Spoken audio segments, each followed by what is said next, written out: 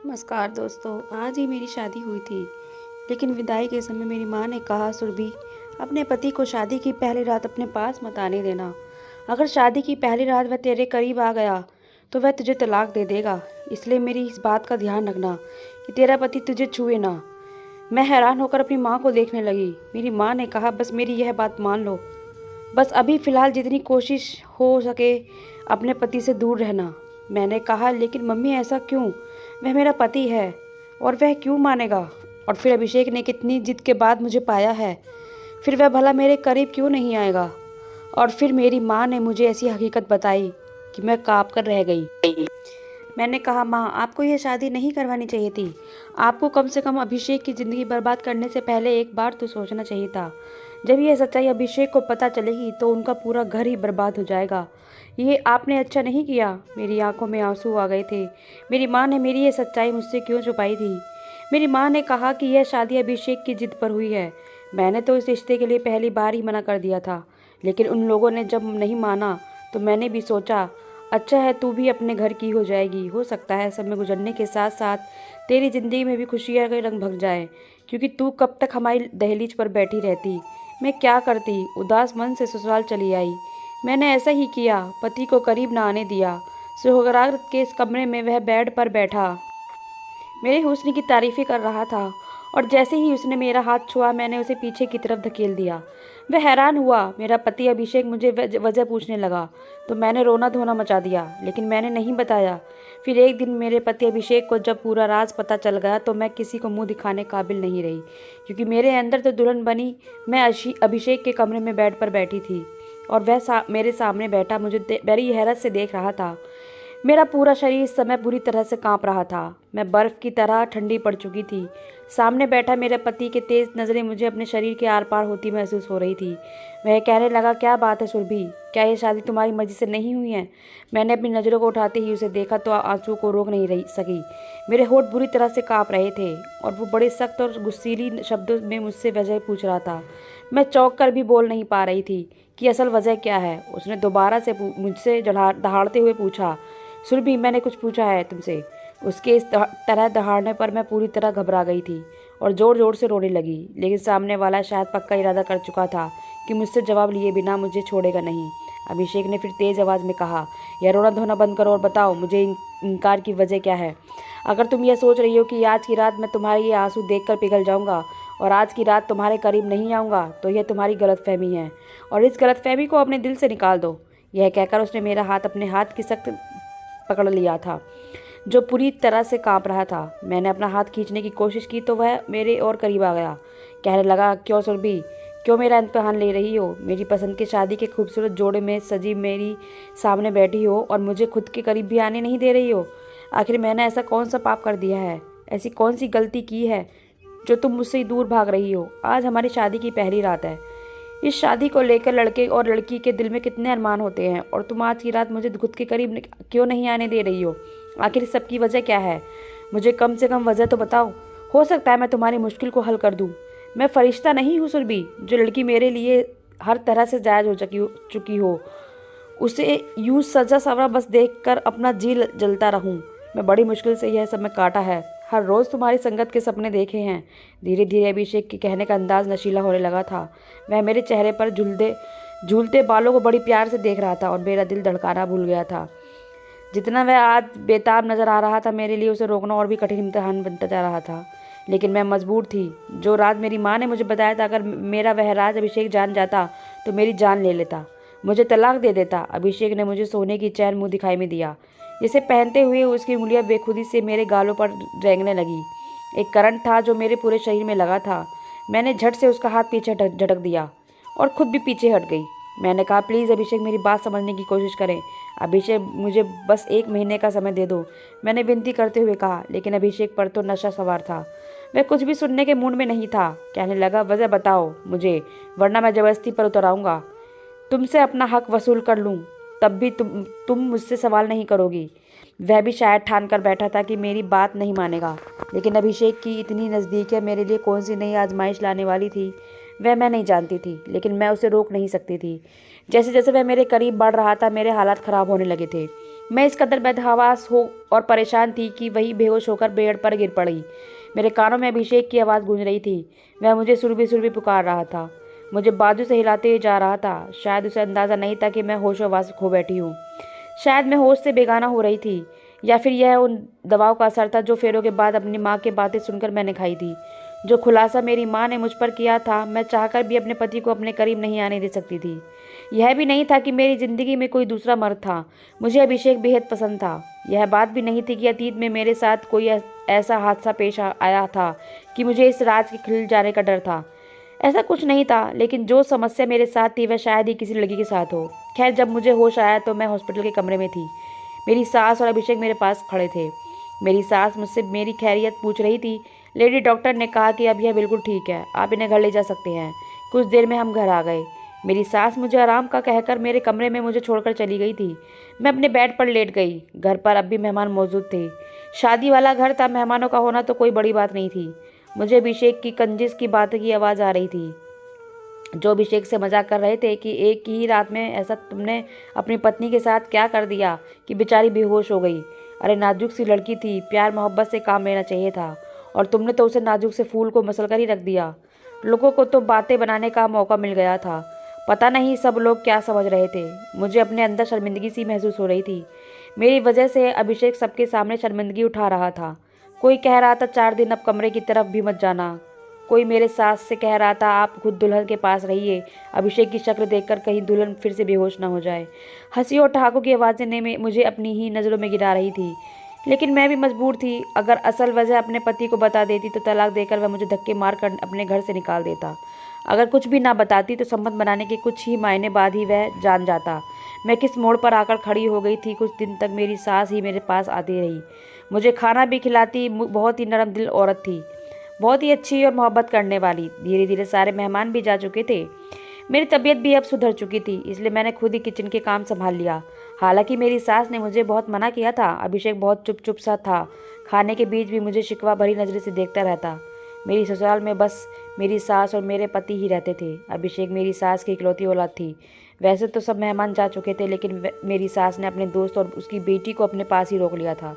मेरे सास के दोस्त की बेटी मेरी ही उम्र की थी। उसके बीए के पेपर हो चुके थे, इसलिए माँ बेटी ने महीना भर यहीं रहने का प्लान बनाया था। दिशा खूबसूरत भी बहुत थी, और जो बात मुझे खटकती थी वह यह थी कि वह अभिषेक के साथ बेधड़क अंदाज में रहती थी और अभिषेक से हंस हंस कर बातें करती थी। उस दिन भी खाने की टेबल पर दिशा अभिषेक से न जाने कहाँ कहाँ की बातें किए जा रही थी, लेकिन अभिषेक तो उसकी बातों पर ध्यान ही नहीं दे रहा था। वह बस लिए दिए ही जवाब दे रहा था। उसकी नज़रें तो मुझ पर ही जमी हुई थी। ज़बान से मुझे कुछ नहीं कह रहे थे, लेकिन उसकी नज़रें तो जो कुछ मुझसे कहती है मैं जानकर भी अनजान बन जाती थी। रात को मैं किचन के काम निपटा रही थी। मेरी सास अपने कमरे में जा चुकी थी और उनकी सहेली और दिशा भी उन्हीं के कमरे में जा चुकी थी। अभिषेक के इस छोटे से फ्लैट में बस 2 ही कमरे थे, एक हॉल और एक डाइनिंग रूम था। मैं भी बर्तन धो रही थी जब मुझे किसी की बेताब नज़रों ने उलझने पर मजबूर कर दिया। मैंने पलट कर देखा तो अभिषेक मेरे बिल्कुल पीछे खड़ा था। कहने लगा, नींद नहीं आ रही है, सर में दर्द है, मुझे 1 कप चाय बना दो सुरभि। मैंने चाय की केतली गैस पर रख दी। मुझे लगा था कि वह चाय का कहकर बाहर चला जाएगा। मैं किचन के काम के समय दुपट्टा किचन के दरवाजे पर लटकाकर ही काम करती थी, क्योंकि उस समय मैं किचन में अकेली होती थी। फिर घर पर भी कोई देवर जेठ ससुर नहीं थे, लेकिन अभिषेक इस तरह अचानक से किचन में आ जाएगा और मेरे पास खड़ा हो जाएगा, मुझे अंदाज़ा नहीं था। वह मेरी ओर तकी लगाए देख रहा था। जब मैं उसको अपनी तरफ गौर से देखती तो मुझे शर्मासी आने लगी थी। वह किचन के दरवाजे के पास खड़ा था, बिल्कुल वहीं पर मेरा दुपट्टा भी टंगा हुआ था। मैं वहाँ से दुपट्टा उतारकर अपने ऊपर डाल भी नहीं सकती थी कि मेरी कोशिश थी कि वह जल्द से जल्द चाय बन जाए। लेकिन मुसीबत यही थी कि आज गैस चूल्हे को भी क्या हो गया था, इतना स्लो चल रहा था। शायद चूल्हे में कोई कचरा फंस गया था। इतना स्लो चलता तो 15-20 मिनट चाय बनने में लग गए थे, और 15-20 मिनट यूं ही खड़े होना मेरे लिए मुश्किल हो रहा था। मैं बार बार अभिषेक की नज़रों से उलझ रही थी। दिल की धड़कनें मेरे काबू से बाहर थी। तभी अचानक मुझे अभिषेक की आवाज़ अपने कानों में सुनाई दी। अभिषेक कह रहा था, सुरभि तुम्हारे बाल कितने लंबे और खूबसूरत हैं, मैंने तो आज गौर किया है। वह थोड़ा सा और मेरी तरफ बढ़ चुका था। किचन थोड़ा छोटा सा था, इसलिए वह मेरे बहुत ही करीब पहुंच चुका था। मैं उस समय बहुत नर्वस हो रही थी। वह बिल्कुल मेरे सामने आकर खड़ा हो गया, मेरे चेहरे को गौर से देखने लगा। वो बोला, जानती हो, मैंने जब तुम्हें पहली बार अपने दोस्त की शादी पर देखा था तुम्हारी मुस्कुराहट से तुम्हारे चेहरे पर पड़ने वाले डिम्पल ने मेरा दिल ही उसी समय छीन लिया था। मैं जब तक उस शादी के फंक्शन में मौजूद रहा, मेरी नज़र लगातार तुम पर थी। बस वहीं अपना दिल तुम पर ऐसा हारा कि जब तक रिश्ता पक्का नहीं हो गया, मेरा सुकून चैन तो जैसे मुझसे छिन गया हो। यह कहते हुए वह मेरे और भी करीब आ गया। मैं पीछे सेल से जागी लगी थी। अभिषेक प्लीज़ पीछे हटो, मुझे अपना दुपट्टा लेना है। मैंने अपने माथे पर आए हुए पसीने को साफ किया और अभिषेक ने कहा, क्यों, यहाँ कोई गैर है क्या जिसे तुम्हें अपने आप को छुपाना है? पति पत्नी तो वैसे ही एक दूसरे के होते हैं। अभिषेक मुझसे और करीब हो गया और मुझे कमर से पकड़ लिया और अपने होठ मेरी गर्दन पर रख दिया। उसकी गरम गरम सांस से मैं पिघलने लगी। मेरी हालत अब और भी ज़्यादा ख़राब होने लगी थी। इससे पहले कि वह मेरे चेहरे को अपने हाथों में लेता, मैं उसे पीछे धक्का दिया और किचन से बाहर निकल गई और तेज़ी से अपने कमरे में जाकर दरवाज़ा बंद कर दिया। मैं कैसे अभिषेक की बढ़ती हुई बेकरारियों को रोक सकती थी? वह पति था मेरा, मुझसे बहुत मोहब्बत करता था। उसने अपने दोस्त की शादी में मुझे पसंद कर लिया था और मेरे घर रिश्ता भेज दिया था। मेरी माँ ने पहले इस रिश्ते के लिए मना कर दिया था और जब तक यह रिश्ता पक्का नहीं हो गया, उसने हमारे दिल घर की दहलीज नहीं छोड़ी थी। वो ना जाने कब से मेरे इंतज़ार में था और जब आज मैं उसकी पत्नी बनकर उसके घर में मौजूद थी, तो वह मुझे जी भरकर प्यार भी नहीं कर सकता था, क्योंकि मैंने उसे इजाज़त ही नहीं दी थी। वह अपनी जगह सही था, लेकिन जिस मुश्किल में मैं फंस चुकी थी, वह मेरे लिए एक मुसीबत बन गई थी। टेंशन के कारण मैं रोने लगी। पत्थर की तो मैं भी नहीं थी। एक नेचुरल सा रिश्ता था। जितनी मेरी मोहब्बत और संगत की तड़प अभिषेक को थी, मैं भी उसकी संगत के लिए तड़प रही थी। जी चाहता था कि उसकी मजबूत बाहों में समाकर दुनिया के सारे गमों को भुला दूं, लेकिन बस मेरी मजबूरी मेरे आड़े आ जाती थी। रोते रोते पता नहीं कब मेरी आंख लग गई थी। सुबह जब उठी तो अभिषेक ऑफिस जा चुका था। मैंने अपनी सास से अभिषेक की इतनी जल्दी ऑफिस जाने की वजह पूछी तो मेरी सास ने कहा, पता नहीं, कह रहा था ऑफिस में कुछ ज़रूरी काम है। मुझे याद आया, मैंने तो रात भर अपना कमरा अंदर से लॉक कर रखा था। शायद अभिषेक वहीं हॉल में सोफे पर ही सो गया होगा। उसके कपड़े और बैग वगैरह भी तो कमरे में ही थे। मैं समझ गई अभिषेक ऑफिस नहीं गया, बल्कि वह घर से कहीं चला गया है। अब मुझे अभिषेक की चिंता होने लगी। पता नहीं वह कहाँ चला गया होगा। वह मुझसे नाराज़ था। पूरा दिन मेरा इसी चिंता में निकल गया था। शाम 4 के करीब वह आया। वो सीधा कमरे में चला गया। उसके बाद से अभिषेक ने मुझसे बातचीत करना बिल्कुल बंद कर दी। वह बिल्कुल भी मेरी तरफ देखता नहीं था। एक बार उसके ऑफिस के कपड़ों में प्रेस करने लगी तो उसने मेरे हाथ से छीन लिया। कहने लगा, मेरे काम करने की तुम्हें कोई ज़रूरत नहीं है। यह कहकर उसने अपने कपड़े दिशा को दे दिया। नाश्ते का भी उससे कहने लगा। मैं बेचैन सी होकर रह गई थी। अभिषेक का रवैया शायद मेरे साथ ठीक नहीं था। वह कब तक मेरे साथ नरमी से रह सकता था, लेकिन मेरी जान पर उस समय बनाई जब मैंने दिशा को अभिषेक के आगे पीछे घूमते देखा। वह बड़ी खुशी से दौड़ दौड़ कर अभिषेक के सारे काम कर रही थी। हैरत तो मुझे यह देखकर भी हुई कि शाम को जब अभिषेक ऑफिस से वापस आता था, उस समय दिशा नई दुल्हनों की तरह तैयार होकर दरवाजे पर खड़ी रहती थी। जैसे ही अभिषेक अंदर आता, दिशा भागकर उसके करीब जाती, उसे मुस्कुराते हुए हेलो कहती और उसके हाथ से बैग ले लेती। जो जिम्मेदारी मेरी थी, वह बड़ी खुश दिल से दिशा को निभा रही थी और मेरे अंदर तो जैसे आग ही लग गई थी। लेकिन मैं क्या कह सकती थी, क्योंकि अभिषेक खुद उसे इतनी अहमियत दे रहा था। शायद इसलिए कि जो वह चाहता था मैं पूरा नहीं कर सकती थी। बात यह तक कि रुकी रहती तो ठीक था। एक बार रात के समय मेरी आँख खुली तो मुझे बाहर डाइनिंग रूम से बातों की आवाज़ आ रही थी। जब मैं कमरे से बाहर निकली तो दोनों ही हंस कर बातें कर रहे थे। सामने चाय के 2 कप भी पड़े हुए थे। मुझे देखकर दिशा की हंसी तो ब्रेक लग गई, लेकिन अभिषेक बिल्कुल बेपरवाह सा बैठा हुआ था और दिशा से बातें करता रहा, जैसे उसे मेरे होने ना होने की कोई परवाह नहीं हो। मैं रोते हुए अपने कमरे में चली गई। मेरी ज़िंदगी धीरे धीरे बर्बाद हो रही थी। मेरा घर उजड़ रहा था, लेकिन मैं शायद ज़िंदगी के उस मोड़ पर खड़ी थी कि जहाँ आगे कुआं और पीछे खाई था। अगर मैं हकीकत अभिषेक को बताती तब भी मेरा घर बर्बाद होना था, और ना बताती तब भी यह दिशा नाम की लड़की मेरी जगह ले लेती। औरत सब कुछ सह सकती है, लेकिन सौतन का सुख दुख नहीं। मेरे और अभिषेक के बीच जो कुछ भी था, मैं नहीं चाहती थी कि दिशा बीच में आए। इसलिए मैंने अपनी सास से कहा कि दिशा को काफ़ी दिन हो गए हैं यहाँ आए हुए, यह वापस कब जाएगी। हालांकि दिशा की माँ को गए हुए काफ़ी दिन हो गए थे। दिशा यह कहकर रुक गई थी कि मैं कुछ दिन और यहाँ रुकना चाहती हूँ। मेरी सास कहने लगी कि मैं भी उसे कह चुकी हूँ कि अब तो तुम्हें आए हुए बहुत दिन हो गए हैं, तुम अपने घर जाओ। लेकिन वह अभिषेक है कि उसे मना किए जा रहा है। वह जाने का मन भी नहीं बनाती है तो अभिषेक उसे रोक लेता है। यह सुनकर तो मेरा दिल जैसे किसी ने मुट्ठी में जकड़ लिया था। अभिषेक क्यों चाहता था कि वह यहाँ से ना जाए। एक बार मैं किचन से बाहर आई तो दोनों ड्राइंग रूम में बातें कर रहे थे। मैं दरवाजे पर ही खड़ी हो गई। उनके बीच होने वाली बातें ही कुछ ऐसी थी, मेरे होश उड़ने के लिए काफ़ी थे। पहले मैं नहीं जानती थी कि उन दोनों के बीच क्या चल रहा था, लेकिन आज इस राज से भी पर्दाफाश हो चुका था। मैं तो इस गलतफहमी में जी रही थी कि अभिषेक मुझसे मोहब्बत करता है, लेकिन हकीकत तो शायद कुछ और ही थी। क्योंकि जो मैंने सुना था उसके बाद मेरे दिल में यह जलजला सा आ गया था कि मेरा पति मुझसे मोहब्बत नहीं करता है। शायद यह शादी उसकी मजबूरी रही होगी, वरना मोहब्बत तो उसे दिशा से थी और दिशा उसके कहने पर ही यहाँ रुकी हुई थी। मैं रोते हुए अपने कमरे में चली गई। रात का खाना भी नहीं खाई। मेरी सास मेरे पास आई और कहने लगी कि तुम खाना क्यों नहीं खा रही। मैंने सर दर्द का बहाना बना दिया। आधी रात मैंने रो रो कर गुजार दी। रात 2 बजे मुझे ड्राइंग रूम में से फिर सरगोशियों की आवाज़ आने लगी। मैं अपने कमरे से बाहर निकली तो ड्राइंग रूम का दरवाज़ा बंद था। मैंने ड्राइंग रूम की खिड़की से देखा तो मेरे होश उड़ गए। दिशा अभिषेक की बाहों में थी। एकदम से मेरी आँख खुली तो मेरा शरीर बुरी तरह से काँप रहा था। मैं पसीने से भीग चुकी थी। भगवान को धन्यवाद किया कि जो मैंने देखा वह एक सपना था। मैं उठकर जल्दी से अपने कमरे से बाहर निकली। हॉल में खामोशी छाई हुई थी। मैं ड्राइंग रूम में गई। अभिषेक अपने लैपटॉप पर कोई काम कर रहा था। मैं रोते हुए उसके पास बैठ गई। वह मुझे देखकर कुछ परेशान हुआ। कहने लगा, क्या बात है, रो क्यों रही हो। मैंने कहा, अभिषेक आप आज के बाद दिशा से बात नहीं करोगे। मेरी बात पर पहले तो वह कुछ देर तक मुझे देखता रहा, फिर अपना लैपटॉप बंद कर दिया। कहने लगा, क्यों ना बात करूं। मैंने कहा, आपके दिल में दिशा थी तो मुझसे शादी क्यों की आपने।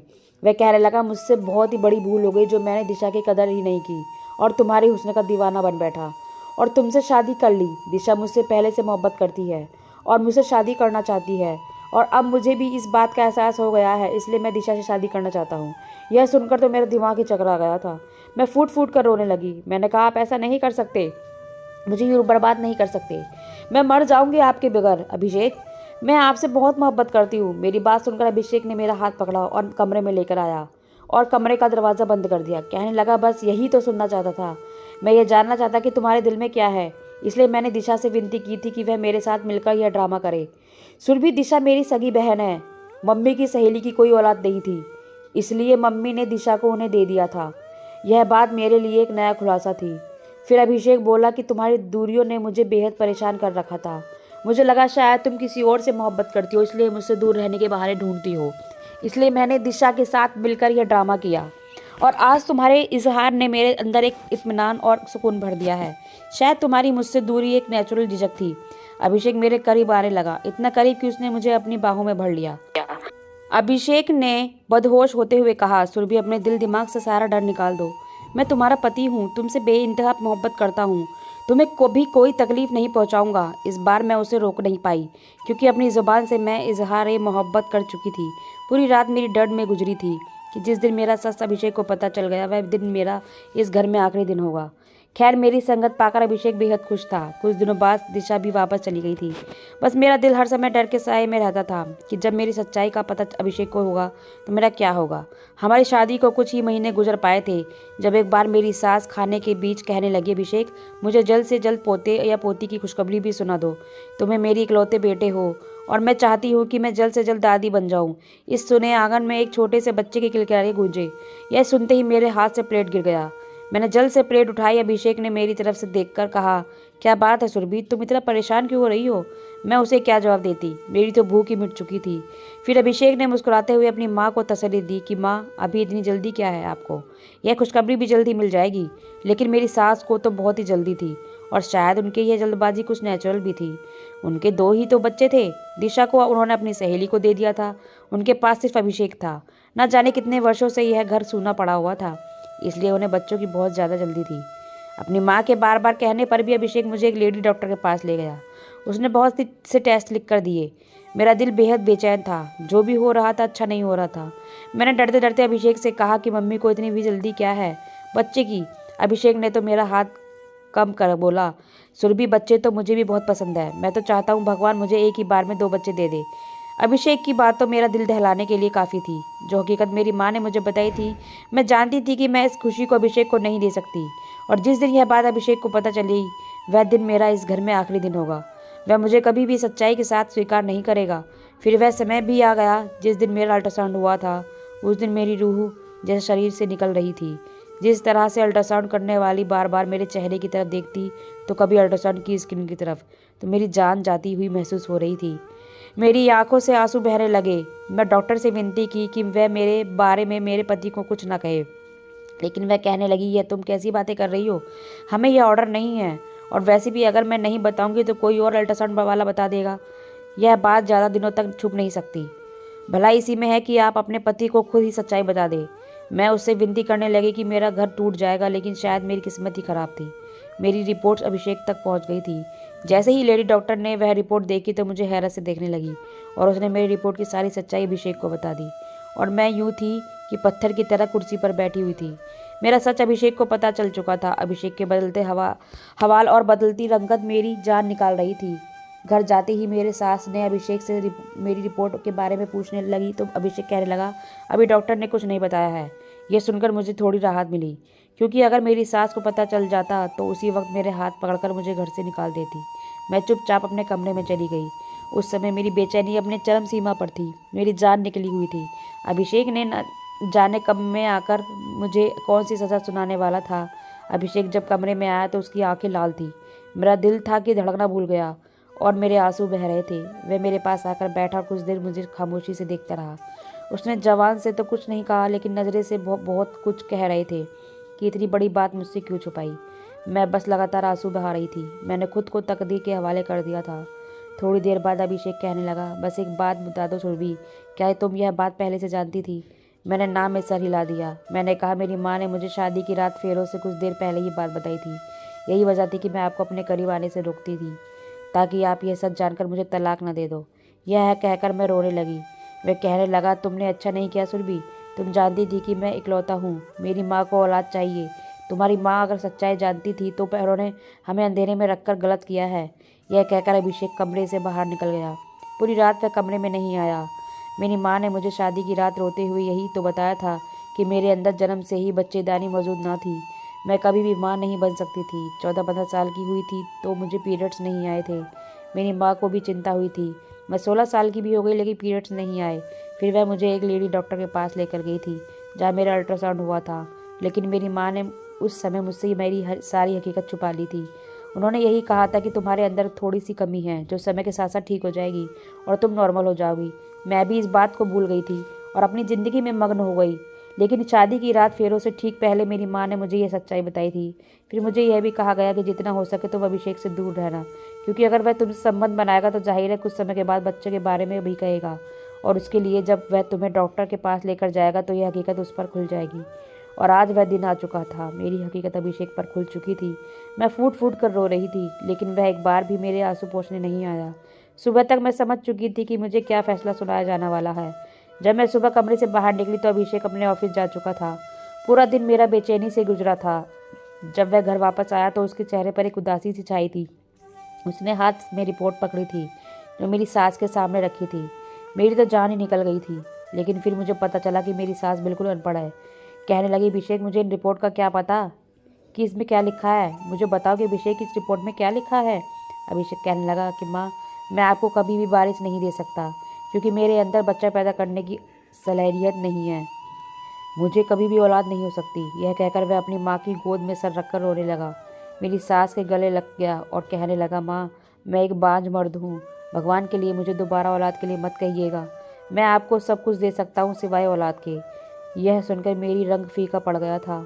अभिषेक ने हर बात खुद के ऊपर ले ली थी और मुझे हर चीज़ से आज़ाद कर दिया था। मेरी सास भी रो रही थी और मैं हक्का बक्का अपने पति को देख रही थी कि मर्द का कौन सा रूप था जो मेरे सामने अभिषेक की सूरत में था। मेरी सास ने जब खूब सारे आंसू बहा लिए तो कहने लगी, कोई बात नहीं अभिषेक, तू अनाथ आश्रम से कोई बच्चा ले लेना और हम उसे अपना समझकर पाल लेंगे। लेकिन तुम अपना दिल बुरा मत करो। मैं कभी तुम्हारे दोबारा औलाद के लिए नहीं कहूँगी। कमरे में आकर अभिषेक बेड पर बेजान सा होकर लेट गया था। मैं उसके पास बैठ गई, उसके पैर पकड़ लिए। मैं रोने लगी। मैंने कहा कि आपने ये क्या किया, मेरी कमी को अपने सर ले लिया। उसने मुझे बाजू से पकड़ा और अपने पास बिठाया। कहने लगा कि पति पत्नी एक दूसरे का अंग होते हैं और हमारे वश शरीर के साथ साथ हमारे अंदर की कमियों को भी छुपा लेते हैं। तुम मेरी हो सुरभि, तुम्हारा ऐब मेरा ऐब है, तुम्हारी कमी मेरी कमी है और तुम्हारी खूबी मेरी खूबी है। मैं यह नहीं कहता कि यह सब मेरे लिए आसान था, लेकिन मैं तुम्हें भी नहीं छोड़ सकता था। इस सब से तुम्हारा कोई कसूर नहीं है। यह कहकर अभिषेक ने मुझे अपने सीने से लगा लिया। मैं दुनिया के सबसे खुशनसीब औरत हूँ जिसे अभिषेक जैसा पति मिला। आज हमारी शादी को 5 साल गुजर चुके हैं।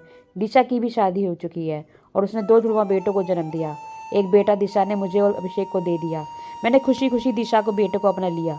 अब अभिषेक, मैं और मेरी साथ बहुत खुश है। उसे बच्चे को पाकर ऐसा लगता है जैसे हमारा परिवार पूरा हो चुका है।